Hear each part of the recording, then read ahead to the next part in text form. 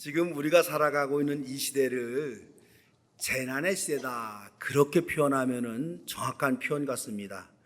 가장 큰 재난은 기후 재난입니다. 지구의 기온이 상승하고 있기에 기후 재난은 특별한 대책이 없이는 사계절 내내 겪어야 하는 재난이 이제 되었습니다. 태풍, 홍수, 화재, 지진 등으로 온 세계가 지금도 몸살을 앓고 있습니다. 지구촌 두 군데서는 전쟁이 진행이 되고 있습니다. 전쟁 일보 직전에 이른 전쟁 위험 국가도 여러 군데가 있습니다. 우리나라는 언제나 전쟁 위험 국가로 그렇게 분류가 되고 있습니다. 지금은 지구 한쪽에서 전쟁을 하면은 온 세계가 경제적으로 연결되어서 다른 쪽도 고통을 받습니다. 전쟁 재난의 시대입니다. 여기에 코로나19가 다시 유행해서 우리를 긴장하게 합니다. 세계보건기구인 WHO에서는 국제적 공중보건 비상사태를 선언을 했습니다. 지금 아프리카에서 유행하고 있는 원숭이 두창 바이러스로 알려진 이 질병은 아프리카의 풍투병입니다. 그런데 이제 이 풍투병이 아프리카를 넘어서 유럽으로 번졌고 조만간 전 세계로 확산될 조짐이 보이기에 세계보건기구에서는 국제적 공중보건 비상사태를 선언했습니다. 문명과 과학이 발전할수록 인류는 더 많은 재난에 노출되어 가고 있고 더 많은 재난과 싸워야만 합니다. 무엇이 여러분 문제일까요?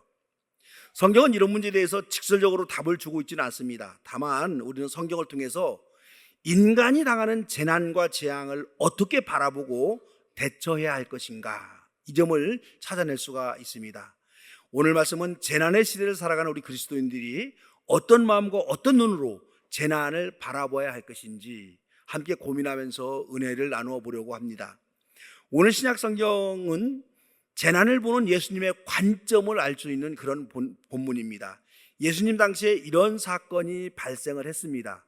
우리가 사도신경을 읽을 때마다 이유는 구절이 있습니다. 본디오 빌라도란 말 구절이죠. 이 본디오 빌라도가 로마 총독으로서 로마 군인들을 시켜서 갈릴리 사람들을 예루살렘 성전에서 무자비하게 학살한 사건이 일어납니다.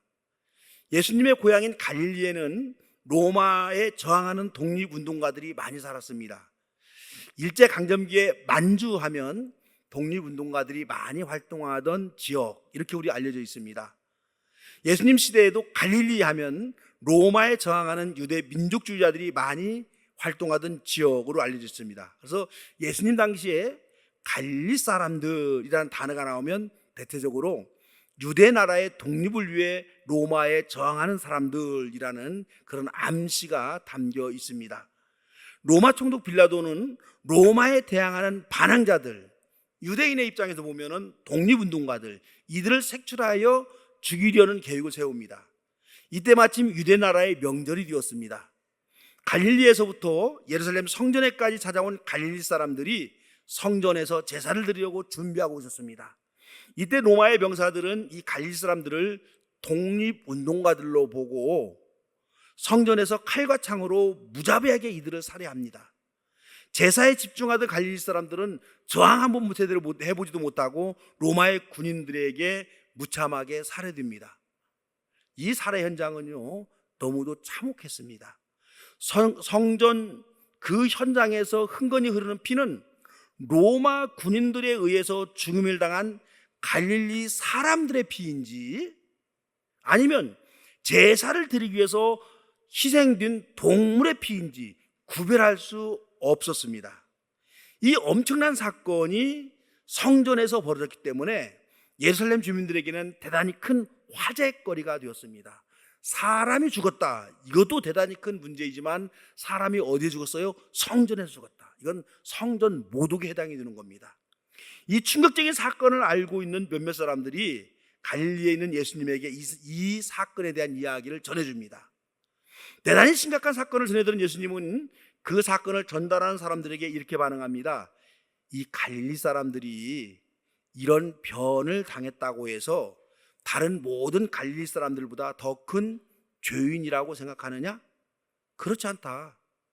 너희들도 회개하지 않으면 모두 그렇게 망할 것이다. 예수님의 대답은요, 그 사건을 전해준 사람들이 기대했던 대답과 많이 다릅니다. 이 사건을 전해준 사람들은 예수님이 가해자인 로마 당국을 향해서 분노한다든지, 피해를 당한 피해자들과 유족들을 향해서 위로한다든지 뭐 그런 말씀을 기대하고 전해준 거예요. 그런데 예수님은 너희도 회개하지 않으면 그렇게 망할 것이다 말씀하십니다. 성전에서 살해를 저지른 가해자들에게 퍼붓는 저주도 아니고 희생된 피해자들을 향한 위로도 아닙니다. 비극적 사건을 전해준 그 사람들을 향해서 향하고 있습니다. 당신들도 그렇게 망하지 않으려면 회개하시오. 좀 엉뚱하죠. 이 말을 하신 뒤에 예수님은요, 이번엔 스스로 예수님이 알고 있는 또 하나의 예를 들어서 이 사건과 연결해서 말합니다. 실로암의 사건을 인용한 것은요, 예수님이 꺼낸 이야기예요. 실로암이라는 연못이 예루살렘에 있었습니다. 이 연못에는 큰 탑이 세워져 있었는데 그 탑이 얼마 전에 무너져 내렸습니다. 이 자연재해로 인해서 무려 18사람이나 죽었습니다. 참으로 끔찍한 사건입니다. 예수님은 그 불행한 사건을 인용해서도 동일하게 말합니다. 실로암 탑이 무너져 죽은 18명이 예루살렘에 사는 다른 사람들보다 죄가 많이 있어서 죽은 것이 아니다. 너희들도 회개하지 않으면 모두 그와 같이 망할 것이다. 예루살렘에서 일어난 피해 참극을 예수님에게 전해주고 함께 갈릴리에 사는 힘없는 동족으로서 서로하고 위로를 발휘했던 사람들은 좀 무색해졌습니다. 회개하지 않으면 너희도 그렇게 망한다. 2번이나 그렇게 얘기하는 거예요. 예언자들이 우매한 백성들을 향해서 던지는 호통과 동일합니다. 왜 예수님은 이들에게 도전하듯 그렇게 말하고 있는 걸까요? 이 말씀으로 보면 예수님이 상당히 녹이 차 있습니다. 예수님의 녹이는 가해자인 로마 당국을 향하는 것이 아닙니다. 예수님 스스로를 향해서 발산하는 녹이고, 또한 이런 엄청난 사건을 당했으면서도 말 한마디 못하는 무기력한 유대 종교 지도자들과 유대 백성들을 향한 녹이입니다. 더 나아가서 남이 당한 아픔을 호기심으로 바라보고 전달하는 그 사람들에 대한 녹이기도 합니다. 로마는요, 식민지를 삼고 있는 식민지 국가들의 정치와 문화와 종교를 일정 정도 포용하는 정책을 썼습니다. 세금만 제대로 낸다고 한다면 그 나라의 종교와 문화는 인정해 주었습니다. 비록 유대 민족이 로마의 식민지지만 유대 종교는 인정을 받았고, 그래서 성전에서 드리는 제사는 로마 당국에서 허락한 겁니다. 비록 유대인들이 군사적 힘이 약해서 식민지가 되었다 할지라도 하나님의 성전만은 자신들이 생명을 걸고 거룩하게 지켜나가고 있었다면 성전이 더럽혀지는 일들은 없었을 것입니다. 아무리 빌라도라도 거룩한 성전에서 하나님을 학살하는 그런 반응은 저지를 수가 없습니다. 빌라도는요, 일개 총독에 불과합니다. 총독이 식민지 통치를 잘못하면 로마 황제는 언제라도 총독을 갈아치울 수 있는 권력을 가지고 있습니다. 그러기에 유대의 대제사장들과 지도자들이 성전의 거룩성을 지켜나가고 있었다면 감히 빌라도는 성전에서 제사하던 사람들을 살해하는 그 무자비한 사륙을 저지르지 못합니다. 유대인들이 성전을 모독한 사람들을 향해서 불같이 일어나 항의할 수 있는 그런 신실한 사람들이었다면 성전에서 살해는 일어나지 않았을 겁니다. 빌라도가요, 유대인들의 항의쯤은 군사들을 동원해서 막을 수 있을지 모르지만 이로 인한 로마 황제의 질책은 대단히 엄중합니다. 유대인들이 성전에 대한 신실한 신앙을 평소 빌라도에게 보여줬더라면 이런 사륙이 성전에서 발생하지 않았습니다. 하지만 빌라도가 이렇게 보니까는요, 유대 대제사장들이 너무도 타락했습니다. 그들이 거룩하다고 여기는 성전에서 유대 종교 지도자들은 이권 챙기기에 혈안이 되어 있습니다. 성전은 이미 타락할 대로 타락했습니다. 비유대인들인 로마의 병사들이 성전에서 포악한 살인을 저질러서 성전을 모독해도 유대 종교 지도자들은 저항이나 항의를 못할 것으로 그렇게 보입니다.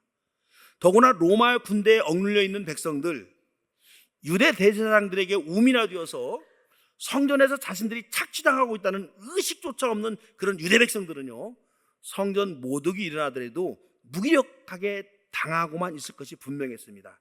이런 판단으로 로마의 빌라도 총독은 성전에서는 있어서는 안 되는 무서운 일을 감행합니다. 설마 성전에서 살육을 저지르게 할까 하는 갈릴리 사람들의 생각은 순진한 생각이었습니다. 이런 비극적인 사건이 발생했는데도 유대 지도자들, 유대 백성들은 누구 하나 분노하지 않았고 항하지 못했습니다. 이거에 대한 예수님의 분노입니다. 성전에서 일어난 사륙은요, 일반적인 정치적인 사건과 너무 다릅니다. 그런 무자비한 일이 벌어졌으면요, 옷을 찢고 머리에 재를 뿌리고 가슴을 치고 통곡해야 합니다. 거룩한 성전에서 살해당한 이 처참한 사건을 아무 일도 없는 것처럼 조용히 수습한 유대 지도자들과 백성들에게 예수님이 분노할 수밖에 없습니다. 다른 사람들에게 이 사건을 전하고 있는 그들은 어떤 사람들일까요? 마치 신기한 것을 발견한 아이들처럼 들뜬 마음으로 이 사건을 말합니다. 예수님은 이들에게도 역정을 내십니다. 남이 당한 아픔을 보고 듣는 사람들은 모두가 그 아픔을 내가 당한 아픔으로 알고 참여하는 마음으로, 성찰하는 마음으로 그렇게 받아들여야 됩니다. 성전에서 칼에 찔려 죽은 사람들이 내 형제이고 내 동족입니다. 마치 비수가 자신의 살을 파고드는 그런 아픈 심정으로 이 비극적 사건을 바라봐야만 합니다. 그런데 그게 아닌 거죠. 특히 유대인들에게는요, 남이 당한 재난을 볼 때 고질적인 문제점이 하나 남아 있습니다. 유대인들은 남이 당한 재난을 보면서 피해당한 사람들의 아픈 마음을 이해하는 것이 먼저가 아닙니다. 그들은 피해당한 사람들을 판단하고 정죄하는 것이 먼저입니다. 유대인들은 재난을 당한 사람, 고통을 당한 사람은 하나님에게 뭔가 죄를 지어서 재난을 당한다, 그렇게 보았습니다. 이게 유대인들이 가지고 있는 재난 우환에 대한 전통적인 해석입니다. 오늘 구약 본문에 이런 해석을 근거로 하는 그 근거가 담겨 있습니다. 화면을 보면서 우리 욥기 8장 3절에서 4절 같이 한번 읽도록 하겠습니다. 우리 같이 한번 화면을 보면서 읽습니다. 너는 하나님이 심판을 잘못하신다고 생각하느냐? 전능하신 분께서 공의를 거짓으로 판단하신다고 생각하느냐? 내 자식들이 주님께 죄를 지으면 주님께서 그들을 벌하시는 것은 당연한 일이 아니냐? 여러분 저 그렇게 한번 생각해 보세요. 얼마나 잔인한 이야기를 지금 하고 있는가. 욥의 10명의 자녀들이 사고로 다 죽었습니다. 이 사건을 당한 욥을 위로하기 위해서 친구 셋이 욥을 찾아옵니다. 그 중에 하나가 지금 저 말을 욥에게 하고 있는 거예요. 주님께 죄를 지으면 주님께서 그들을 벌하시는 것은 당연한 것이다. 아주 일반적인 얘기죠. 그래서 즉 욥의 10자식은 모두 하나님께 죄를 지어서 사고로 죽었다는 뜻입니다. 진짜 그렇다고 치더라도 친구가 당한 불행 앞에서 저런 말을 여러분 어떻게 할 수가 있어요? 너무도 잔인한 거예요. 그런데 유대인들은 누군가가 재난을 당하면 저렇게 생각합니다. 하나님께 죄를 지어서 벌을 받고 있는 거야. 이 도식으로 성전에서 살해당한 갈릴리 사람들의 비극적 사건을 본다면 어떻게 됩니까? 성전에서 죽임을 당한 갈릴리 사람들이 하나님께 그 어떤 죄를 지었기에 그들은 성전에서 로마 병사들에게 칼과 창에 죽임을 당했다, 이렇게 해석이 되는 거예요. 얼마나 이 잔인무도한 시각입니까? 유대 백성들이 하나님의 백성답게 살지 못했기에 로마의 식민지가 되었습니다. 로마의 식민지 백성으로 살면서 수탈을 당하고 핍박을 당하고 로마에 정한다는 이유로 죽임을 당하는 백성들이 있습니다. 로마의 칼과 창에 무자비하게 재난을 당한 사람들, 이런 사람들이 하나님께 죄를 지어 재난을 당한다, 이런 것으로 보면요 너무너무 잘못된 시각입니다. 로마에게 수탈당하는 재난이 그들의 그 어떤 죄의 결과로 보는 시각, 이런 시각들은요 비난받아야 마땅한 관점입니다. 그래서 예수님은 그 어떤 안타까움도 없고 그 어떤 아픔도 없이 타인의 재난을 바라보고 말을 섞어내는, 말을 지어내는 사람들을 향해서 외치는 겁니다. 회개하시오. 그들이 당신들보다 죄가 많아서 그런 거 아닙니다. 당신들도 회개하지 않으면 그렇게 망합니다. 타인이 당한 아픔을 보면은요 그 아픈 사건이 나에게도 언제든지 일어날 수 있는 재난이다, 이 점은 여러분 우리가 알아야 돼요. 타인이 당한 고통과 재난이 나에게도 해당된다, 그 마음으로 타인의 고통과 재난을 말해야 됩니다. 로마서에서는 이웃이 직면한 사건에 대해서 이렇게 반응하라라고 그렇게 말하고 있습니다. 우리 화면 보면서 로마서 12장 15절 같이 한번 읽겠습니다. 같이 있습니다. 기뻐하는 사람들과 함께 기뻐하고 우는 사람들과 함께 우십시오. 이것이 타인이 당한 사건을 보는 그리스도인들의 눈이어야 합니다. 만일 함께 있는 사람들 가운데 기뻐해야 될 일이 생긴 사람들이 있으면 시기하거나 질투하지 말고 먼저 그 사람과 함께 기뻐하고 즐거워하라, 그렇게 말씀하십니다. 타인의 기쁨에 함께 기뻐해 주는 일이야말로 이거 생각보다 여러분 어려운 일입니다. 겉으로는 남의 기쁜 일이 생기면은 야 축하한다 기뻐한다 그러지만은요, 우리의 마음속 깊은 곳에서는 시기와 질투가 불듯 일어나는 것도 사실이에요. 성경은 그러지 말고 이웃의 기쁨에 진심으로 기뻐해 주라, 이렇게 말합니다. 만일 주변에서 재난을 당해서 우려할 사람들이 생기면 그 슬픔의 근원을 묻지 말고 함께 슬퍼하고 울어주라, 이리 말합니다. 슬픔을 당한 이웃들과 함께 슬퍼하고 함께 울어주는 감정, 이거요 쉽게 보여요. 누구에게나 일어나는 감정입니다. 그런데 조금만 더 깊이 들여다보면 슬픔의 감정이 일어나는 것은요 충동이다는 사실을 알 수가 있습니다. 잠시 잠깐은 가슴이 아리고 마음이 아프지만 조금만 시간이 지나면 금세 그런 마음들이 사라져버립니다. 그래서 슬픔을 당한 이들을 보면서 우리가 함께 울어주는 마음이 생기지만 그 마음은 값싼 동정에 불과하고 순간적인 충동에 불과할 수도 있습니다. 성경은 아파서 우는 사람에게 값싼 동정이나 순간적인 충동으로 함께 울어주라, 그런 것이 아닙니다. 진심으로 함께 울어주며 마음속 깊은 곳으로부터 그들의 아픔에 동참하라고 말합니다.